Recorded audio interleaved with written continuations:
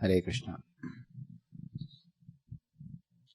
Out of the 4 defects, the last one, cheating propensity. Why does the cheating propensity arise? Because the living entity is unable to perceive the truth properly, and in order to compensate for his lack of ability to see the truth, he adapts to cheating propensity. Just like some commentator on Bhagavad Gita says, it's not that you have to surrender to the person Krishna, you have to surrender to some unborn within Krishna, and such kinds of commentaries reveal their ignorance.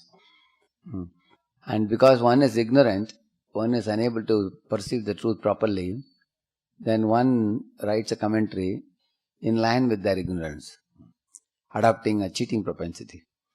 There was one Brahmana who came to Jagannath Puri, who was Bhagavan Acharya's friend. So he wrote a poem, and Bhagavan Acharya called all his other Vaishnava friends to hear that poem. And later on, when Swarup Damodar was supposed to screen that poem, he rejected it and he chastised that Brahmana. Because the Brahmana had written, Lord Jagannath is stationary Krishna, whereas Lord Chaitanya is the soul of Jagannath who is moving Krishna. Like that he said. So he committed 2 big blunders. One is he thought that Jagannath's soul and body are different, which is actually a blunder. And another thing is to think that Jagannath is made of wood and he cannot move from the temple out. So this is another blunder. All this kind of blunders happen due to one's inability to see the truth properly. So later on, Swarup Damodar revealed to him his mistakes, this fellow's mistakes, and corrected him. But he fortunately was a humble fellow.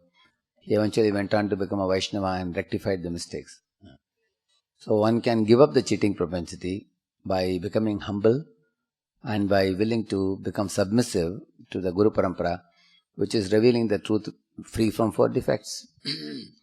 Similarly, what to speak of people in the path of religion, even materialists who have nothing to give and take with God and religion, they give interpretations about God and religion and things related to that foolishly.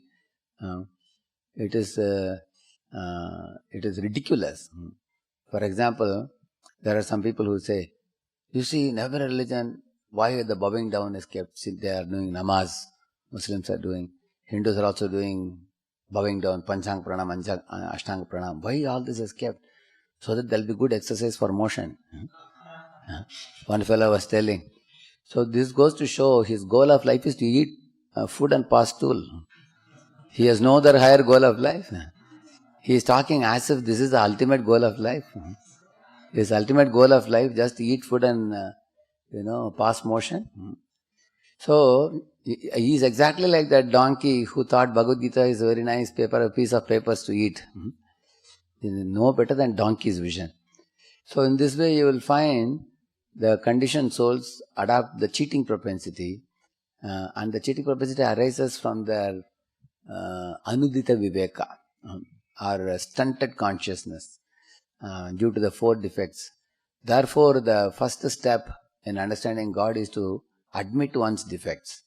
Admit these 4 defects, and when one admits these 4 defects, that itself will produce a great humility.